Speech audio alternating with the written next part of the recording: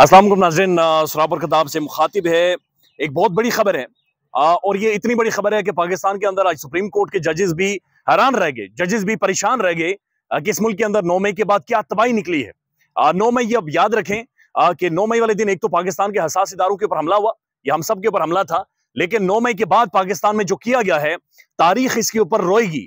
मौर्रिख जब ये तारीख लिखेगा, उसकी आंखों से आंसू निकलेंगे, हमारी नस्लें इसके ऊपर चीखेंगी कि इस मुल्क के अंदर क्या जुल्म हुआ। लोगों को उठाया गया, खवातीन को गिरफ्तार किया गया, मारा गया, कारोबार तबाह हो गए, नस्लें बर्बाद हो गई, लोगों के मासूम बच्चे मर गए लिटरली।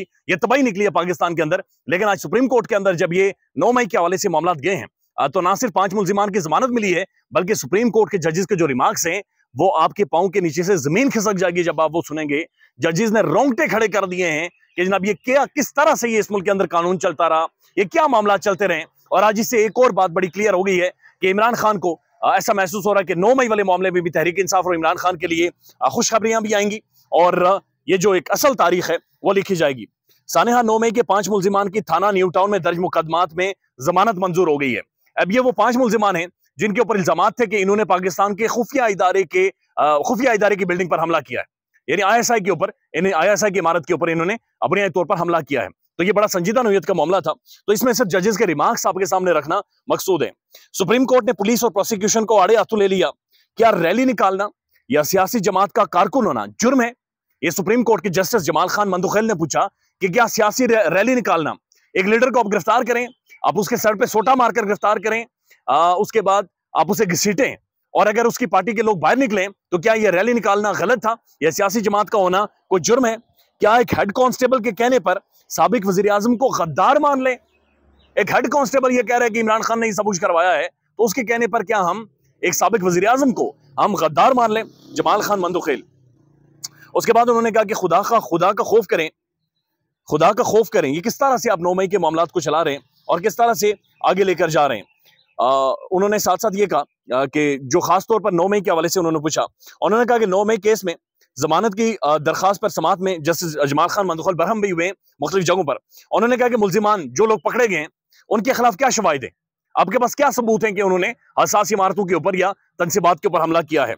क्या CCTV कैमरों से शनाख्त हुई है, यानी कि आपके पास CCTV वीडियो मौजूद है कि इन्होंने ये सब कार्रवाई की है? जस्टिस हसन रिजवी साहब ने ये बुनियादी तौर पर नुक्ता उठाया है। हमजा कैंप समेत दिगर मुकामात के कैमरे मुजाहिरीन ने तोड़ दिए हैं। तफ्तीशी अफसर ने यह कहा, जब उनसे पूछा गया कि CCTV वीडियो आपके पास मौजूद है, उसने कहा CCTV वीडियो मौजूद नहीं है क्योंकि मुजाहिरीन ने कैमरे भी तोड़ दिए थे। तो कैमरे भी टूट गए तो हमारे पास तो वीडियो मौजूद नहीं है। अब जजेस हैरान रह गए कि जब आपके पास वीडियो मौजूद नहीं है तो इसका मतलब है कि मुल्जिमान के खिलाफ कोई सबूत ही नहीं है। मुल्जिमान के खिलाफ कोई सबूत ही नहीं है, सिर्फ पुलिस के बयानात है जिस पर आपने सबको पकड़कर अंदर डाल दिया है और सब पर आप ये जुल्म किए जा रहे हैं। जस्टिस जमाल खान मंदुखेल, उन्होंने कहा कि मुल्जिमान ने ISI कैंप पर हमला किया है, ये वकील पंजाब हुकूमत बोले हैं। उसका फिर जस्टिस जमाल खान मंदुखेल ने पूछा कि आपको फिर इल्म ही नहीं कि दहशतगर्दी होती क्या है? आप कह रहे हैं कि इन्होंने दहशतगर्दी की है, लेकिन आपको इल्म ही नहीं है कि असल में दहशतगर्दी होती क्या है। दहशतगर्दी सानेहा आर्मी पब्लिक स्कूल पेशावर और कोयटा कचहरी में हुई थी। जस्टिस जमाल खान मंदुखेल, रैलियां निकालना कहां से दहशतगर्दी हो गई है?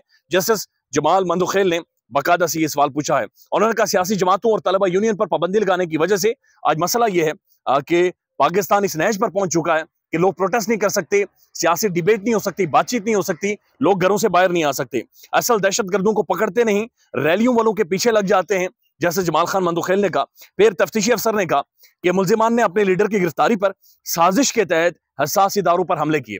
अब ये एक अहम तरीन नुकता है जो पाकिस्तान के अंदर ज़ाहिर है सेल आउट किया जाता है, बेचा जाता है, बातचीत होती है कि जनाब मुल्जिमान ने अपने लीडर की गिरफ्तारी पर, यानी खान की गिरफ्तारी पर, उन्होंने बाहर निकले और उन्होंने हसास इदारों पर हमले किए हैं। इस पर जस्टिस हसन अजहर रिजवी ने कहा कि क्या बम धमाकों वालों की साजिश कभी पकड़ी है आपने? जो पाकिस्तान में बम धमाके करवाते हैं, क्या उनकी साजिश आपने कभी पकड़ी है? और आप ये कह रहे हैं कि जनाब इमरान खान गिरफ्तार हुआ और उसके बाद जाकर जनाब बुनियादी तौर पर ये सारे मामला शुरू हो गए।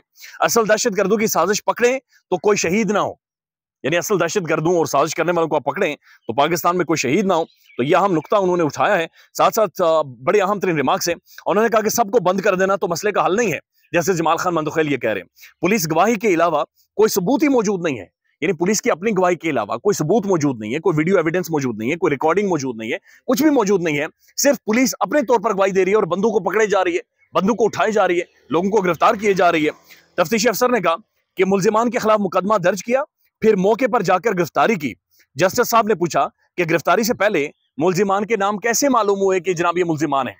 यानी आप किसी को भी उठा लें, मुझे उठा लें, आपको कैसे पता चलेगा कि जनाब ये बंदा वहां पर मौजूद था, या फिर ये किसी साजिश का शिकार हुआ है, या ये मुल्जिम है, या हकीकी मानों में इसने हसास इदारों पर हमला किया है? इस पर जो वकील सरदार अब्दुल रज़ाक है, उन्होंने कहा कि मुल्जिमान अपनी दुकानें बंद करके जा रहे थे, रास्ते में फंस गए। जैसे मुसर्रत हलाली साहिबा ने कहा कि एफआईआर में तो आईएसआई के ऑफिस पर हमले का लिखा ही नहीं है, एफआईआर में तो लिखा ही नहीं है, एफआईआर में सिर्फ लिखा हुआ है कि हसास तंसीबात के ऊपर। तो जैसे मुसर्रत हलाली साहिबा ने पूछा कि हसास तंसीबात तो बहुत सी होती हैं, लेकिन आप तो बात आईएसआई की कर रहे हैं, इंटर सर्विस इंटेलिजेंस की।